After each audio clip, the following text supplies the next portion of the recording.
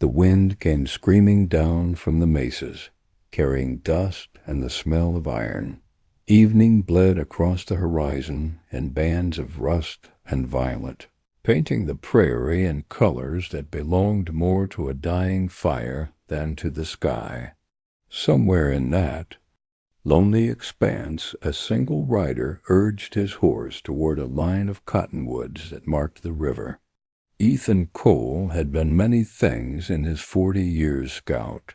Soldier, outlaw for a season, and lately nothing but a drifter with a past he couldn't drink away. His coat hung heavy with dust, his hat brim pulled low, shadowing eyes that had seen too much death to fear the dark. Yet as he neared the river, something in him stirred an instinct that trouble was already waiting. The cottonwoods whispered, with the evening wind, their branches swaying like old men shaking their heads. A fire flickered through the trees, not wild, but tended. Ethan slowed his mare, listening. Voices rose faintly, one deep and steady, another lighter, youthful, perhaps too youthful to belong in a place so unforgiving. He dismounted, tying the reins loose, and moved toward the glow with the silence of a man used to walking into danger. The camp was small, just a circle of stones around a low fire. A boy no older than 12 sat cross-legged beside it, clutching a rifle too long for his frame. Across from him, a woman in her late 20s stirred a pot with slow, deliberate motions. Her hair was tied back with a strip of cloth, her shoulders squared against more than the chill of dusk. She noticed Ethan first, her hand tightening around the ladle, though her eyes did not betray fear.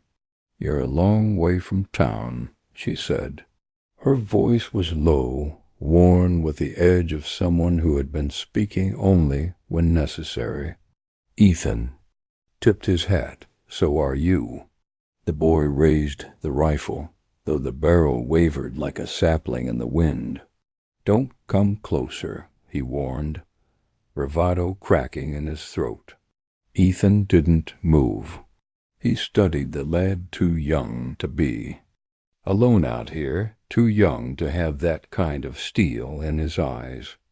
Then his gaze shifted to the woman. Her face carried shadows of fatigue, but her posture was unyielding. She had chosen to fight for survival, and she would, no matter the odds. "I'm not here to take anything," Ethan said finally, "just passing through." The boy didn't lower the rifle. The woman, however, gestured with a small nod toward the fire. "Then sit. Passing through's easier on a full stomach." Ethan hesitated, then stepped into the circle of light. He lowered himself onto a log, the fire reflecting off his weathered features. The boy's stare never left him, suspicion burning hotter than the flames. The woman set a tin cup of coffee near his boots. "Name's Clara," she said. "This here's my brother Daniel."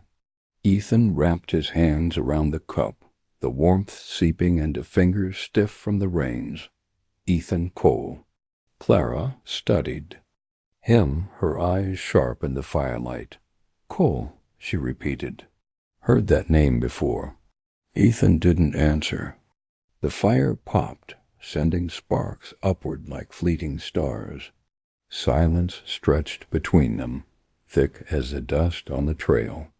Then, far beyond the cottonwoods, a sound cut through the night, the steady rhythm of hooves. Not one horse, many dozens. The boy stiffened, the rifle clattering against his knee. Clara's hand froze around the ladle. Ethan rose slowly, the coffee forgotten at his feet. His hand hovered near the worn revolver at his hip. "They're coming this way," he murmured. Clara met his gaze. "Who?" The hoofbeats grew louder, rolling across the prairie like thunder. Ethan's eyes narrowed, at the dark horizon. The kind of men you don't want finding you. The sound swelled, no longer distant thunder, but a storm of hooves drawing near.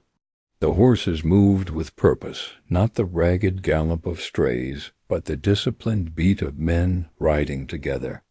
Clara rose to her feet, ladle forgotten, her eyes scanning the darkness beyond the firelight.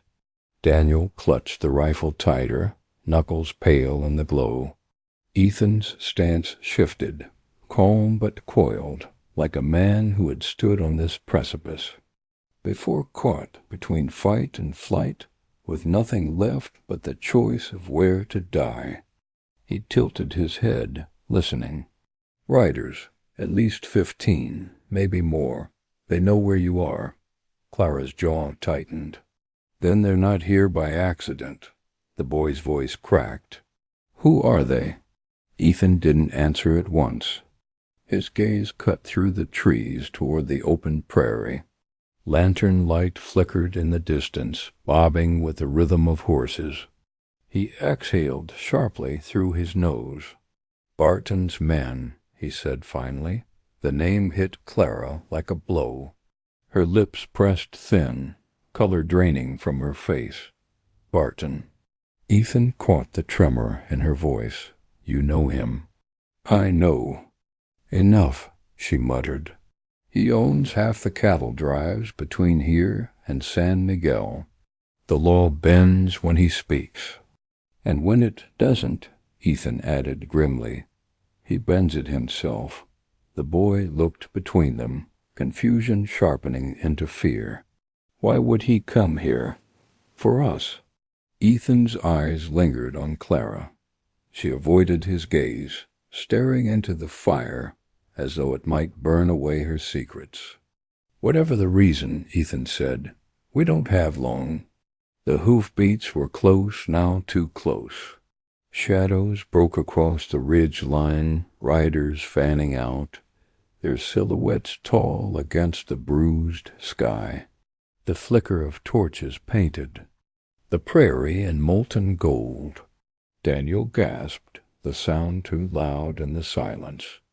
Ethan shot him a look, sharp as a whip. Stay quiet, he ordered, but Barton's men already knew.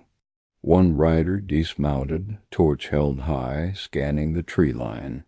Smoke, a voice called. They're here. Clara's breath caught.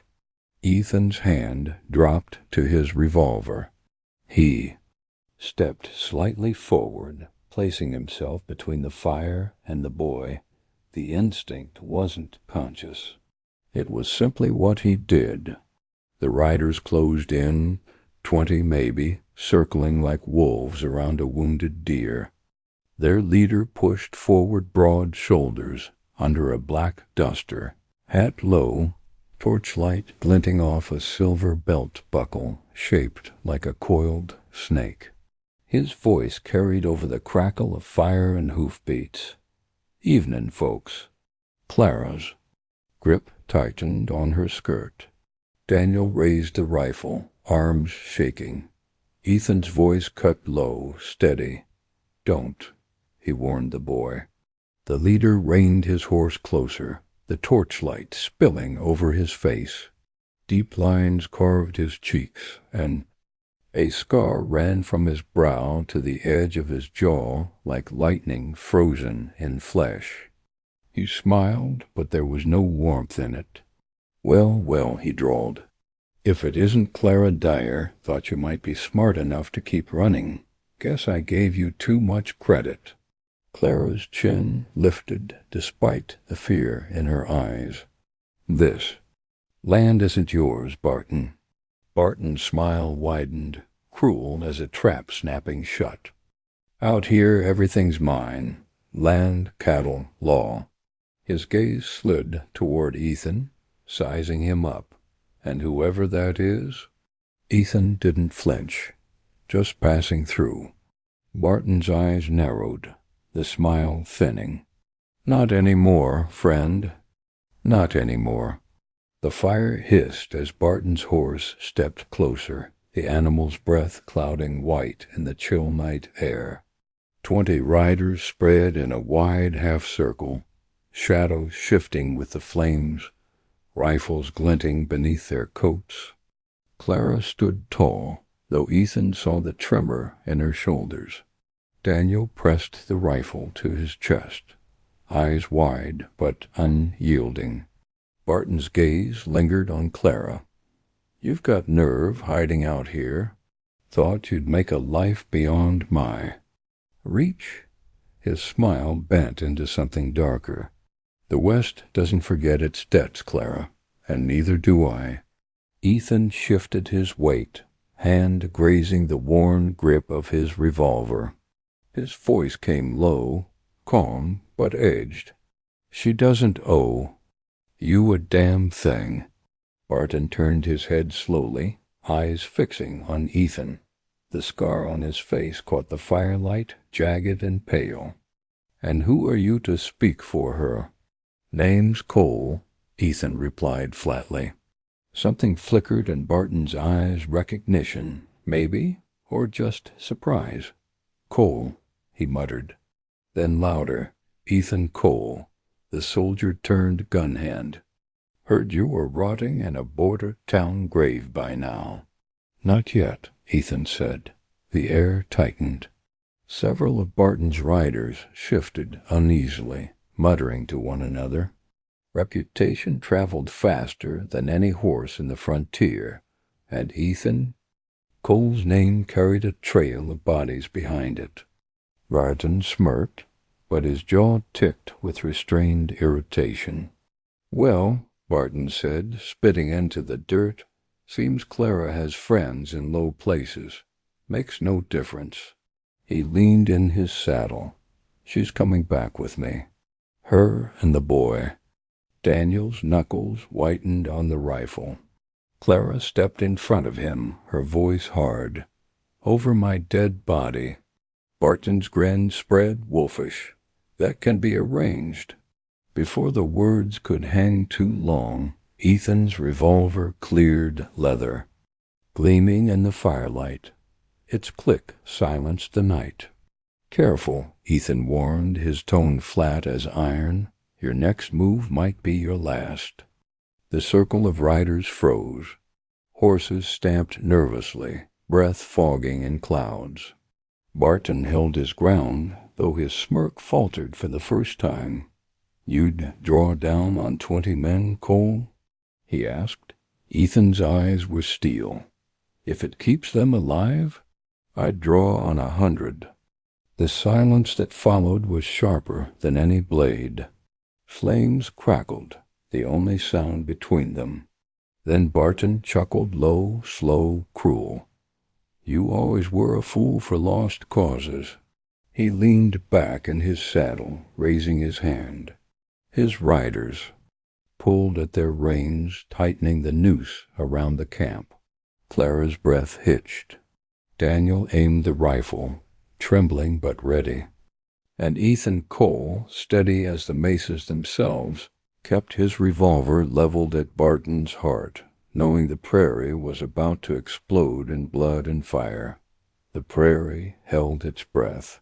Firelight flickered against steel as Barton's riders shifted.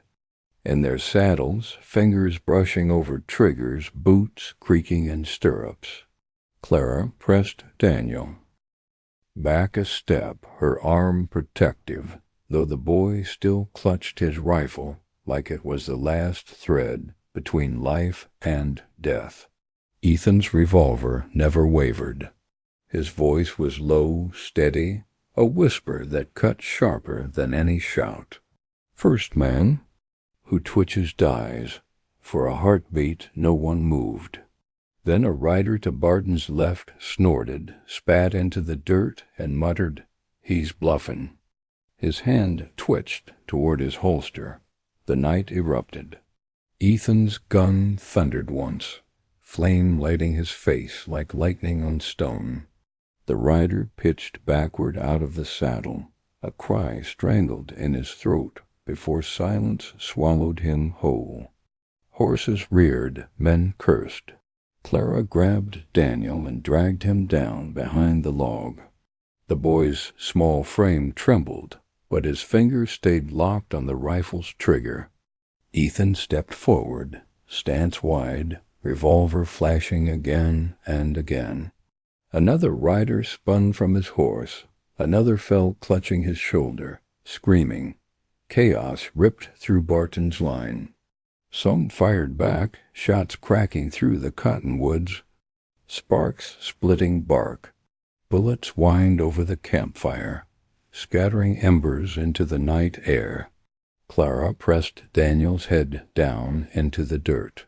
"Don't move," she whispered, fierce. Barton sat tall in the saddle, torch still burning in his grip, his grin feral. "That's the Cole I heard about." He roared above the gunfire. "A man too stubborn to know when he's already dead."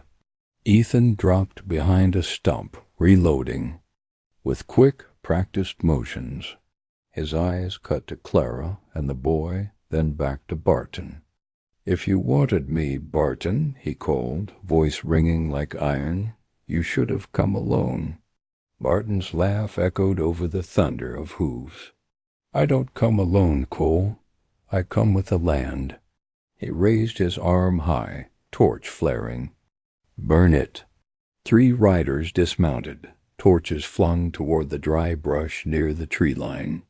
Flames leapt hungrily, spreading fast, smoke clawing upward to choke the stars. The firelight painted Barton's face blood red.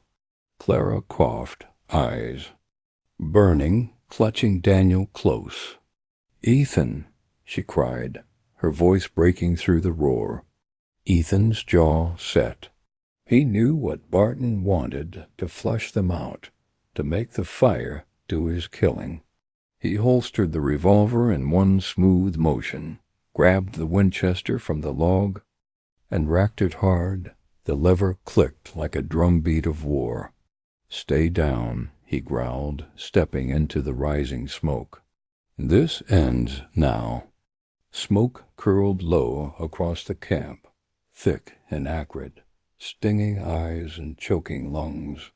The brush caught fast, flames racing through the dry undergrowth like wolves let loose. Horses screamed, stamping nervously as the riders fought for control.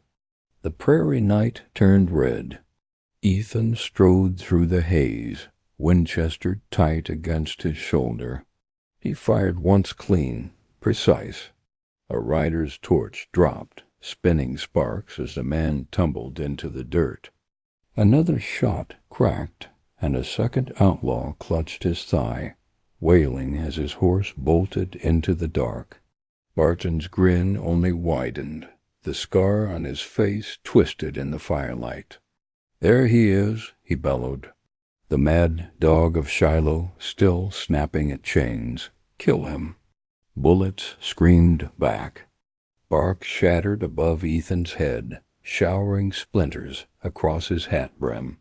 He dropped to one knee, rolled behind a log, and worked the Winchester's lever smooth as breathing. Another rider fell. Behind him, Clara held Daniel flat against the ground, shielding him with her own body. Her voice rasped through the smoke. "We can't stay here. The fire will swallow us."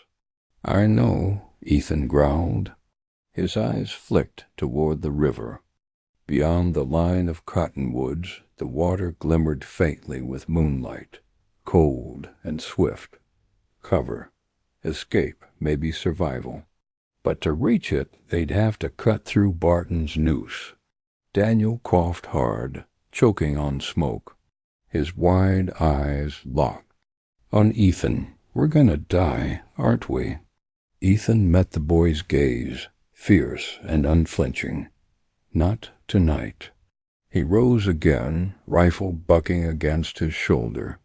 Each shot drove Barton's men back a pace, buying moments, slivers of breathing. Space.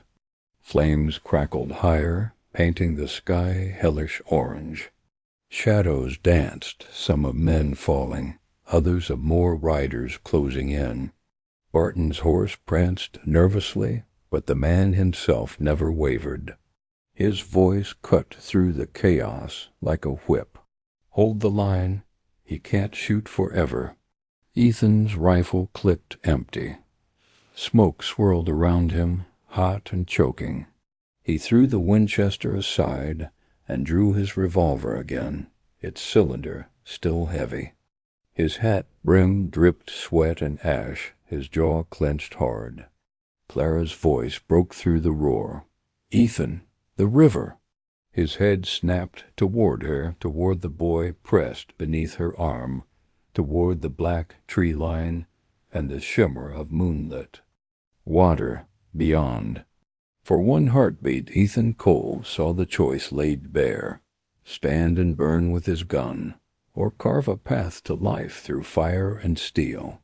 His answer was the crack of a revolver and the fall of another man from his saddle. "Stay behind me," he snarled, stepping into the inferno. Ethan pushed forward, each step dragging Clara and Daniel closer to the tree line.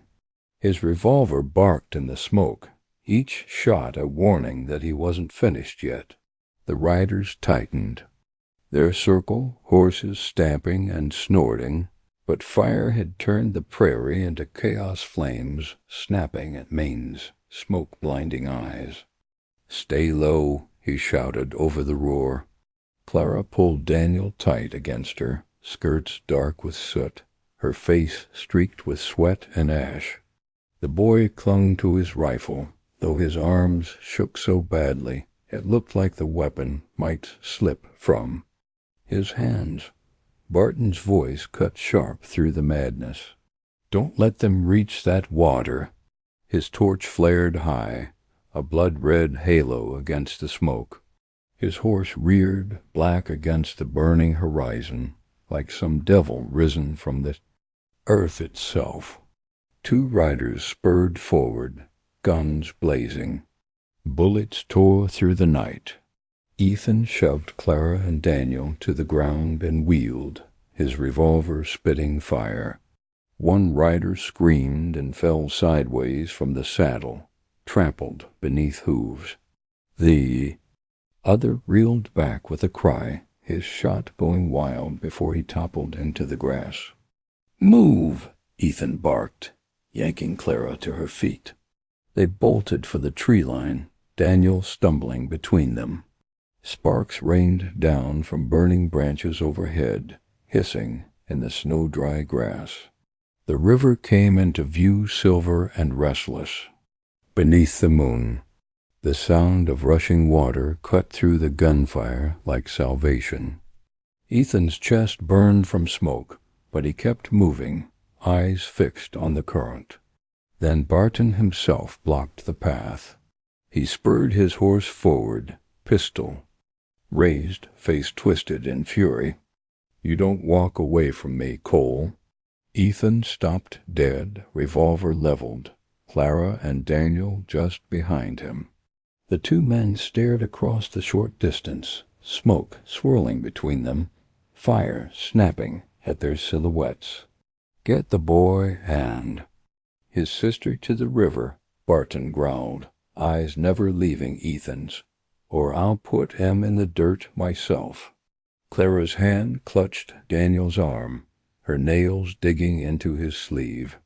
Ethan's jaw flexed, his voice dropping low, deadly. "You'll have to shoot through me first." Barton grinned, cold and wolfish. That was always the plan. The prairie held its breath again, waiting for the first thunderbolt. The river whispered behind them, fast and black beneath the moon. Fire roared at their backs, painting the world in red. Between it all, two men faced each other, Ethan Cole on foot, revolver steady, and Barton astride his restless black horse, pistol leveled with a steady hand. Clara's breath rasped, sharp in the silence. She pressed Daniel tight against her side, trying to shield him with her body. The boy's rifle dangled uselessly in his trembling hands. Too heavy, too long, his young eyes locked on Barton with the wide terror of prey cornered by a predator. Barton's horse shifted nervously, ears flicking, but Barton sat tall, grin, cut deep into his scarred face. "I've buried men for less, Cole," he said, his voice like gravel dragged across stone. "Step aside. This ain't your fight." Ethan's eyes narrowed, his revolver unmoving. "You drew the line when you came after them. That makes it my fight." A murmur rippled through Barton's riders, still circling beyond the smoke. Some shifted uneasily in their saddles, glancing at one another. Barton's glare cut them silent. "You think you can stop me?" Barton sneered. "I own this land, Cole. Every fence post, every creek, every man who ever put a shovel in the dirt. They kneel when I tell them to, and so will you." Ethan's jaw clenched. His voice came calm, cold as the river behind him. "I've knelt once before. Buried too many good men to ever do it again." For a long, crackling moment, no one moved. Firelight licked across their faces, gun barrels glinting like fangs in the dark. Then Daniel, voice thin but fierce, shouted, "Leave my sister alone." He raised the rifle with both hands and pulled the trigger. The shot cracked wild, splintering. A branch above Barton's head. The horse reared with a scream, nearly throwing its rider. Barton cursed, firing once bullet screaming into the dirt just feet from Clara. She dragged Daniel down, shielding him as the boy's small body shook. Ethan moved. His revolver barked twice, fire splitting the dark. One slug smashed Barton's pistol clean from his grip, spinning it into the dirt. The second tore through the black hat perched on his head, snapping it away into the flames. Barton's grin vanished, replaced with a snarl.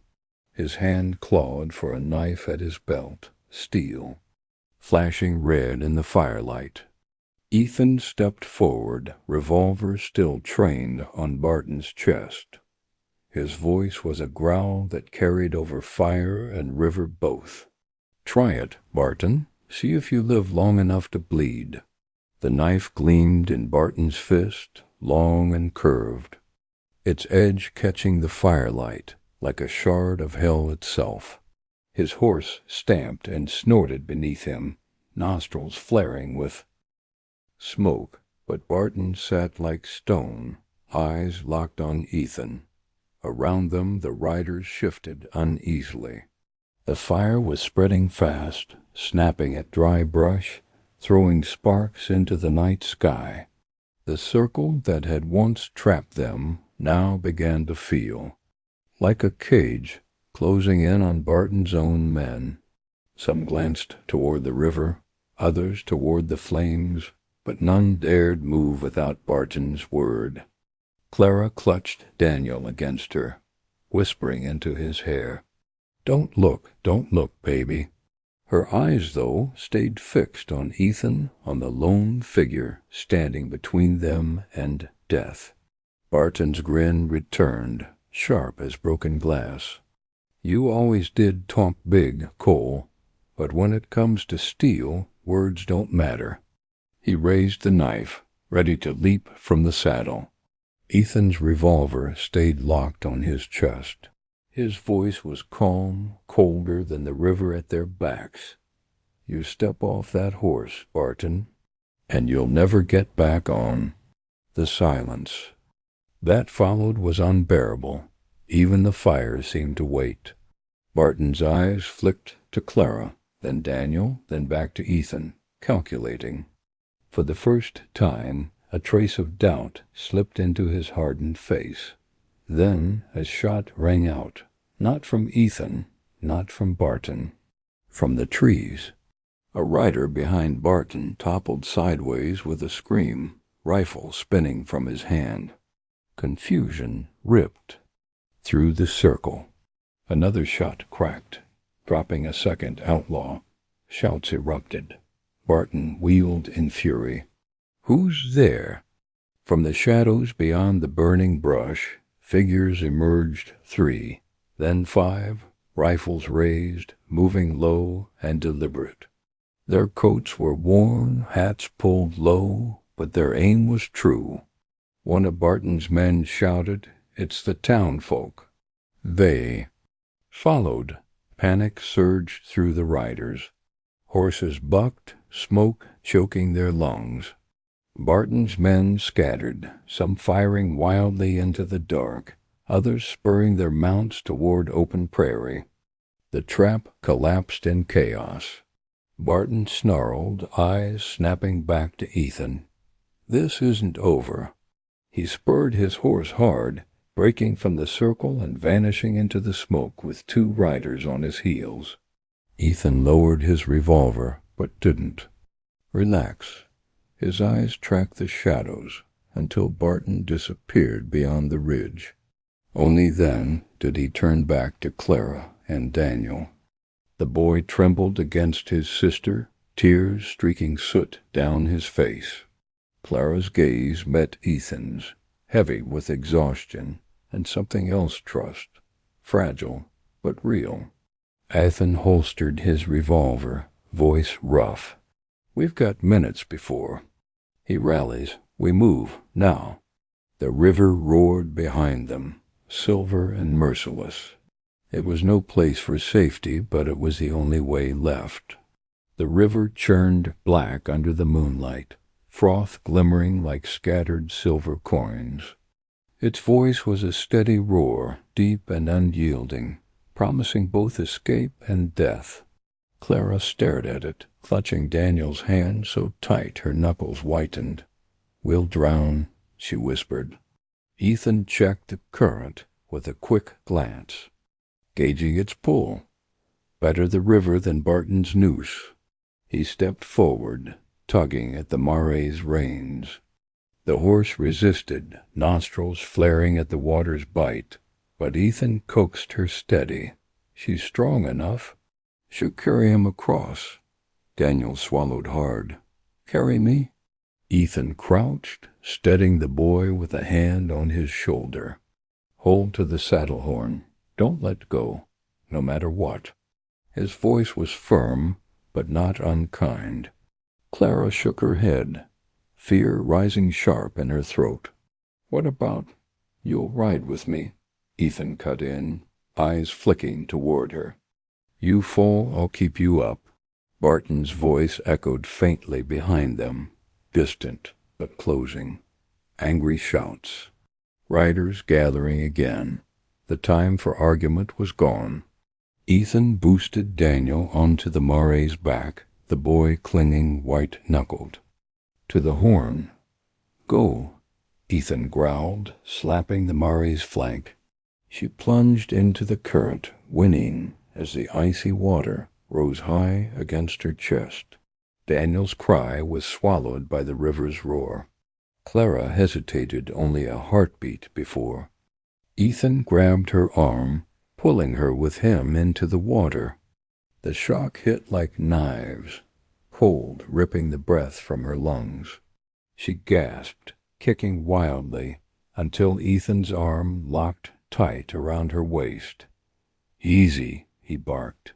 "Breathe, just breathe." The current seized them, dragging hard.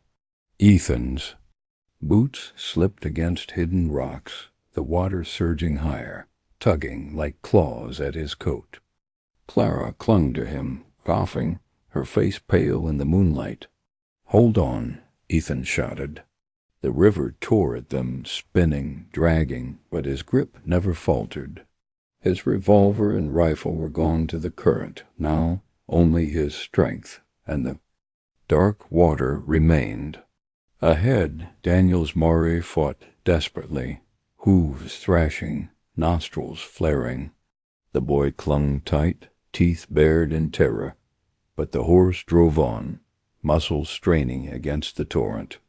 Ethan felt his knees strike rock, stumbled, nearly fell but forced forward, step by agonizing step.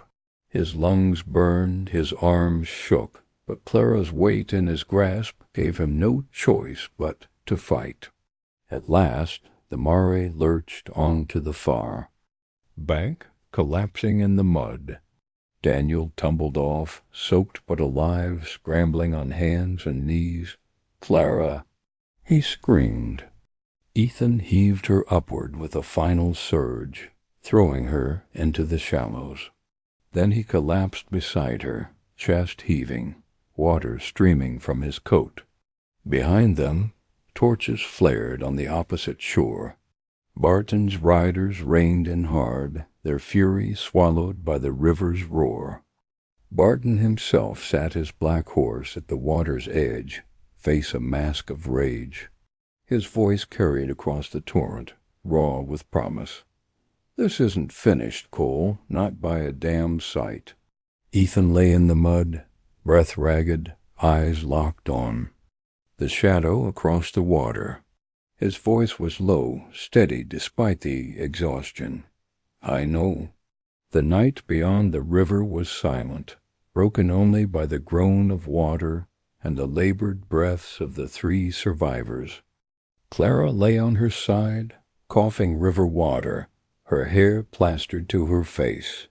Daniel clung to her, shivering so violently his teeth chattered. Ethan sat apart, shoulders rising and falling like bellows, his revolver gone, Winchester lost, hat somewhere downstream. All he had left were his hands, calloused and bleeding from the rocks. On the opposite bank, Barton's torches bobbed in the dark like a string of angry stars. His riders cursed and bellowed, horses pacing the edge of the torrent, but none dared enter. The current was too fierce.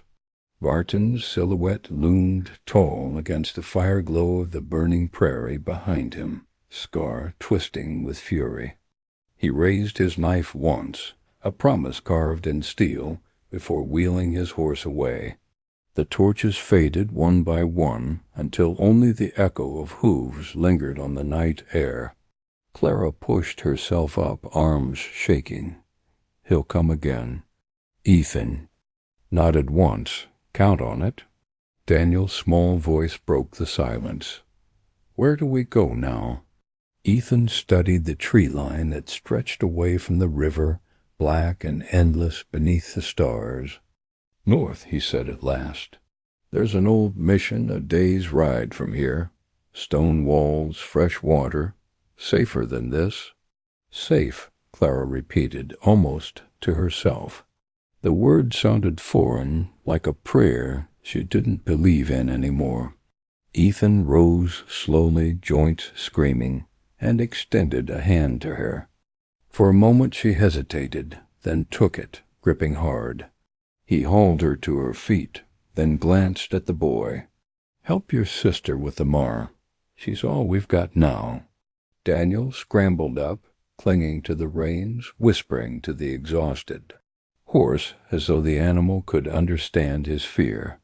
Clara brushed her wet hair back, watching Ethan with an expression caught between gratitude and wariness. "You could have left," she said quietly. Ethan met her gaze, his face unreadable. In the pale moonlight, "I've done enough leaving for one lifetime." The 3 of them moved into the forest, shadows swallowing their figures. Behind them the prairie still burned, a scar of fire against the horizon. Ahead the night stretched uncertain and wide, filled with the promise of both shelter and pursuit. And though none of them spoke it aloud, they all knew the truth. Barton's rage would not rest. He would come again. The forest swallowed them whole. Pines crowded close, their needles whispering in the night breeze, carrying the smell of resin and damp earth. The air here was cooler, gentler than the scorched prairie they had left behind. But the silence pressed heavy, as though even the trees knew they were being hunted. Daniel trudged ahead with the mare's reins, his small boots sinking in the far, soft earth. He glanced back often, eyes wide, as if Barton's riders might materialize between the trunks at any moment. Clara walked beside him, her hand steady on his shoulder, though her face carried exhaustion sharp as any wound. Ethan lingered at the rear, his gait steady, every sense sharpened. He no longer had the weight of rifle or revolver at his side, only the knife sheathed on his belt. But his eyes moved constantly, scanning shadows, ears tuned to the faintest crack of twig or rustle of brush. Years of war and wandering had honed him into something more than a man, something closer to a predator who knew the cost of blinking too long. Hours passed. The moon traced its slow arc across the canopy. Once Daniel stumbled, nearly falling into the roots. Clara caught him quickly, pulling him close, whispering words Ethan couldn't hear. The boy clung to her side after that, his small body trembling with weariness. At last Clara spoke, her voice low. "He won't stop, will he?" Ethan shook his head. "Barton's not the kind to quit. He'll bleed half his men dry just to prove a point." Her lips pressed thin. "And the point is us." Ethan said nothing. The truth didn't need words. They pressed on until the trees opened into a small clearing where moonlight spilled silver across a collapsed log cabin, its roof caved in, walls sagging with rot. Clara's eyes darted to Ethan. "Here?" He scanned the ruins, then the tree line. His jaw tightened. "Here's good enough till dawn." Daniel sagged with relief, sinking onto the ground beside the mare. Clara wrapped her shawl tighter, though dampness still clung to her clothes. Ethan crouched near the old hearth, brushing aside moss and debris until cold stones revealed themselves. He stacked kindling quick and quiet, striking flint until a faint glow sparked to life. The flames grew small but steady, warming the hollow air. Daniel leaned close, soaking in the heat with wide, weary eyes. Clara rubbed his arms, her gaze distant. Ethan sat across from them, firelight catching the hard edges of his face. "At first light, we move north. The mission's not far. Barton won't risk fire against stone." Clara's eyes searched his across the flames. "And if he finds us before then?" Ethan's hand rested on the knife at his belt. His voice was calm, but final. "Then he'll wish he hadn't." The fire popped, throwing sparks skyward like fleeting stars.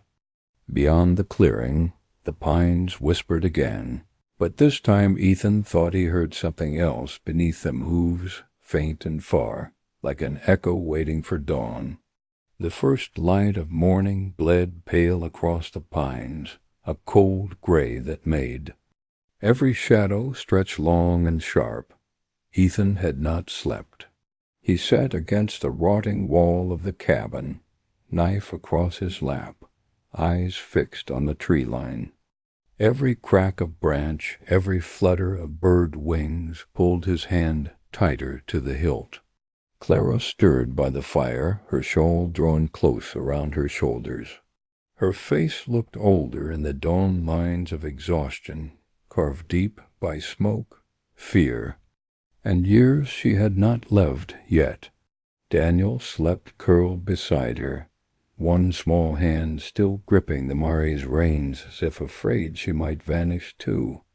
Ethan rose slowly, stiff from the night, and crossed to where Clara sat. She glanced up at him, her voice hushed. "You didn't close your eyes." "Couldn't," he said simply. "Did you hear them?" He paused, listening again. The forest breathed its ancient hush. Not close, not yet, but they'll come. Clara lowered her gaze to the boy. He can't take much more of this.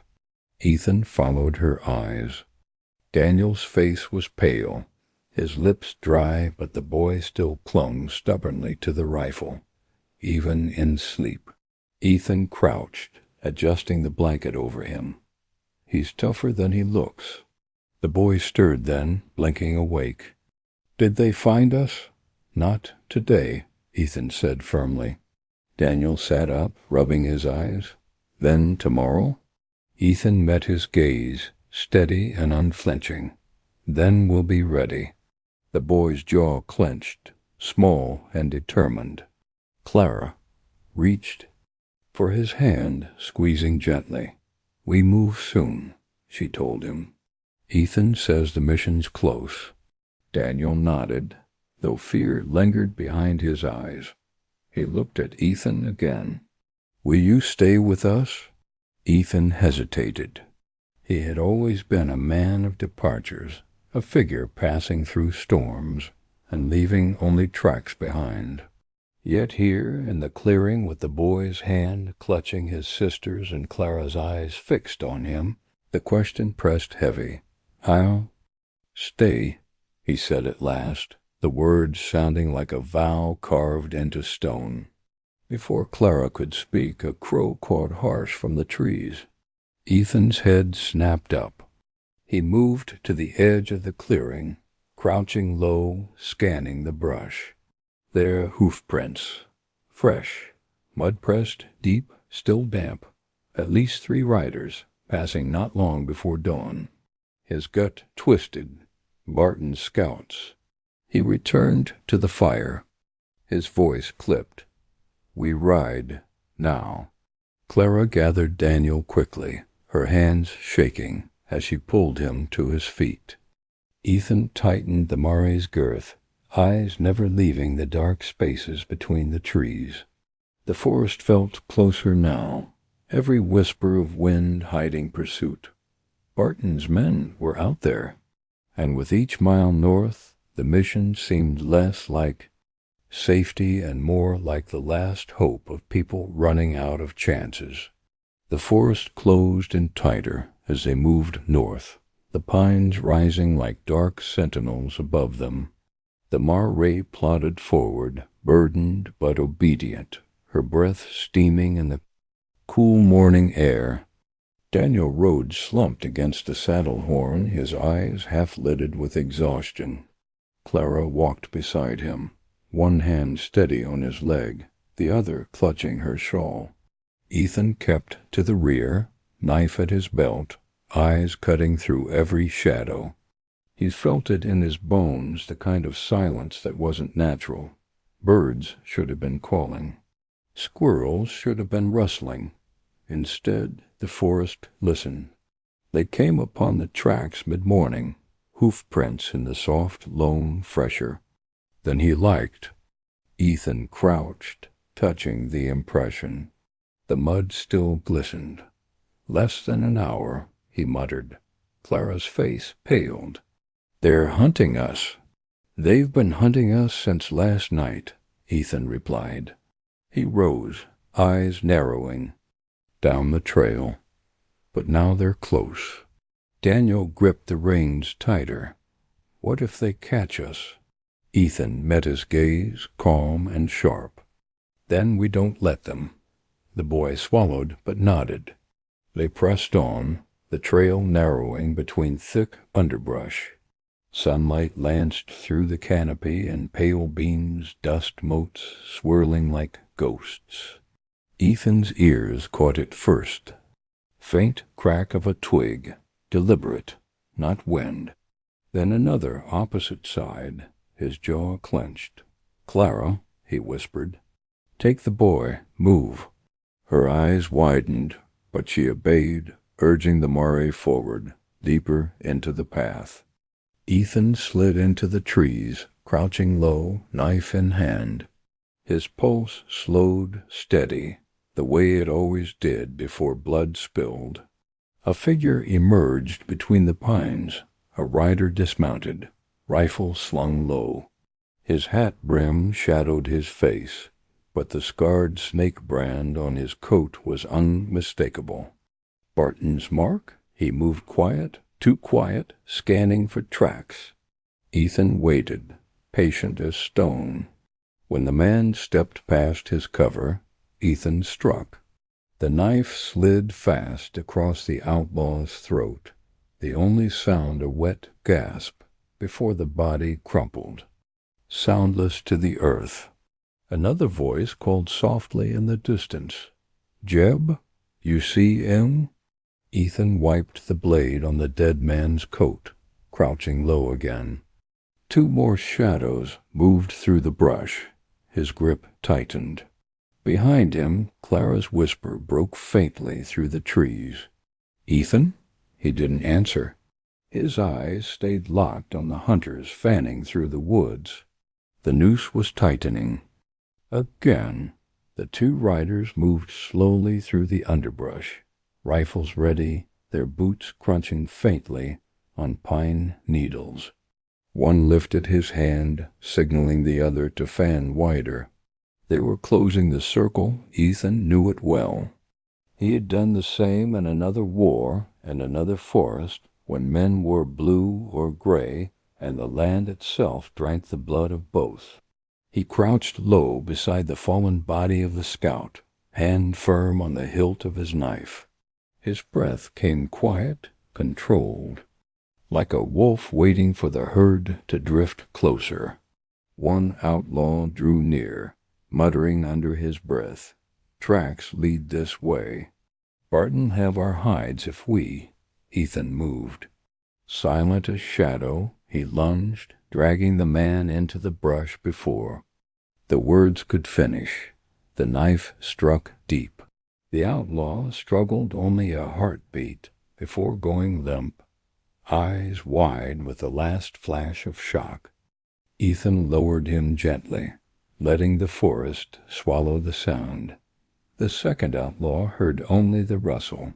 He turned, rifle raised. "Tom, that you?" Ethan melted behind a trunk, crouching.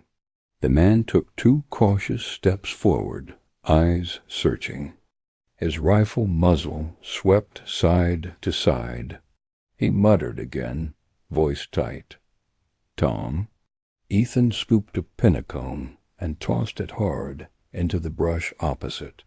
The sound cracked like a footstep. The outlaw spun, rifle aimed, exposing his flank. Ethan surged from cover, knife flashing. The man tried to shout, but Ethan's arm locked around his throat, blade sinking just beneath the ribs. The cry died. In a wheeze, they sank together into the needles, the outlaw twitching once, then still. The forest went silent again.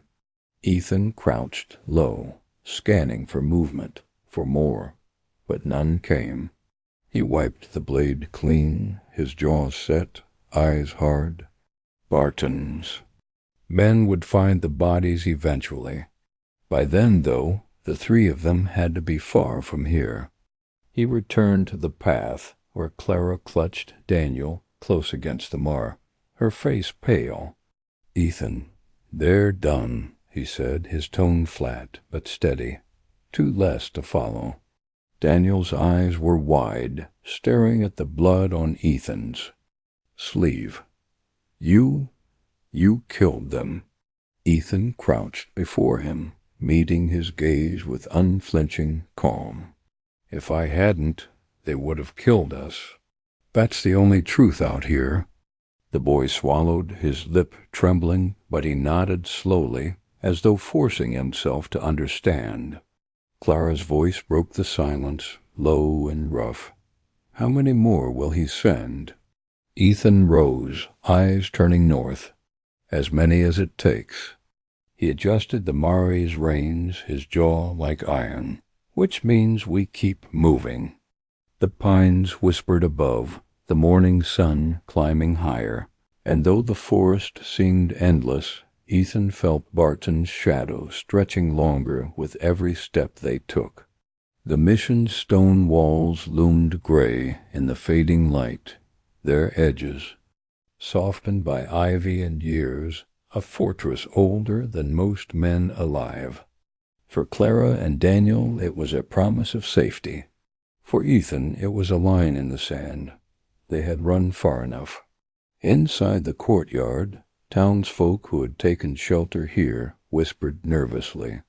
A handful of farmers, widows, and children peered. From doorways their faces pale with fear. Word had spread fast Barton was coming, and he was bringing hell with him. Ethan checked the gate, sturdy oak reinforced with iron bands.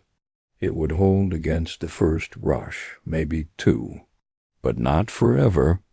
Clara stepped to his side, her shawl pulled tight, her face drawn but steady. You don't have to do this alone. He looked at her, then at Daniel, who clutched the rifle he could barely carry but refused to put down. Ethan's voice was calm, like stone in the river. I've been alone a long time. Tonight that ends. The first echo of hooves came at dusk. Barton's riders crested the ridge like a storm, torches raised high, faces painted with fire. Barton led them at the front, scarred face twisted with triumph, his black horse screaming as it charged.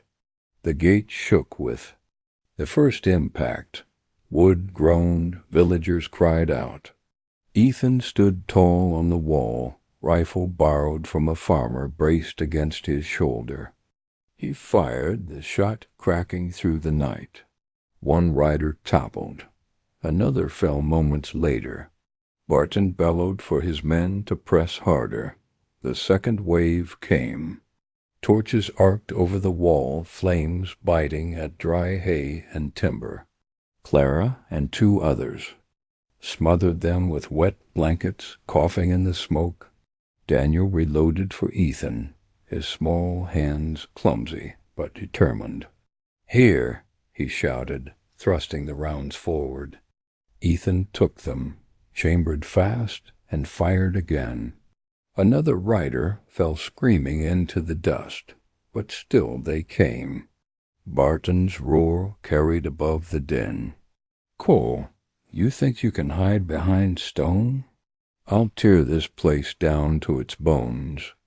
Ethan's voice thundered back, clear and unyielding. Then come take it yourself, and Barton did.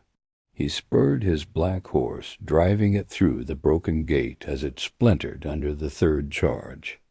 Dust and fire rushed in with him, his knife gleaming in one hand, revolver in the other. Ethan leapt from the wall, landing hard in the courtyard. The two men locked eyes across the chaos predator, and predator, the years and bodies between them heavy as iron. Then they closed to distance.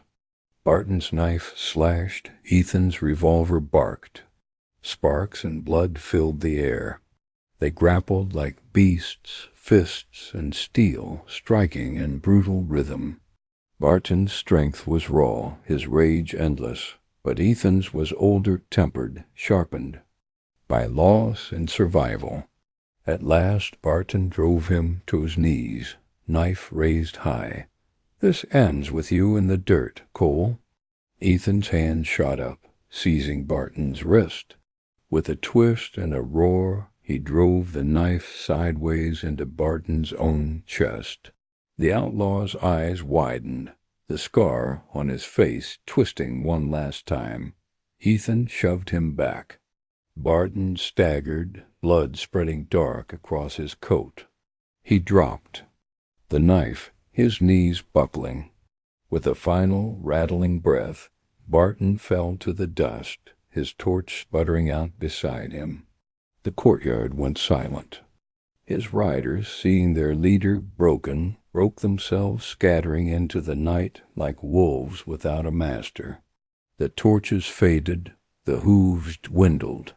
Clara ran to Ethan, her hands gripping his arms. "It's over," she whispered, though. Her eyes searched his face like she feared it wasn't. Daniel dropped the rifle, rushing to his sister's side. "Is he gone?" Ethan looked at Barton's still form, then at the two faces beside him. His voice was quiet, steady. "He's gone." The mission bell rang then, slow, solemn, a sound of survival, not victory. Villagers emerged from hiding, their relief written in tears and prayers. But Ethan Cole said nothing. He looked north, where the pines stretched endless, where shadows always waited. Clara touched his hand gently, grounding him. Daniel's small fingers gripped the other, refusing to let go. For the first time in years, Ethan didn't pull away. The West was still hard, still cruel, but tonight, by fire and blood, a broken. Drifter had found something he thought he'd buried long ago. Not just a cause, not just a fight. A family.